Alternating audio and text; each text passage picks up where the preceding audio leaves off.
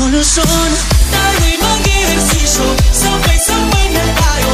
Lakad yung taglian, talong takbo din kaya.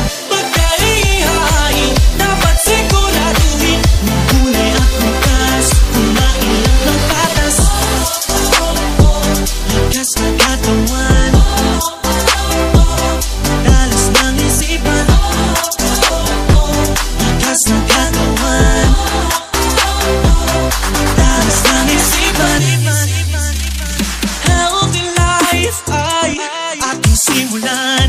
Maging malakas, maging malusog, puso at isipan. Mahusay na guro, ng inang pamantasan. Hindi magpapatalo dahil laging healthy yan.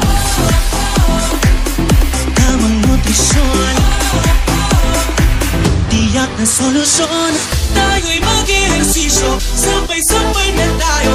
Lakad yung tagliyad, talon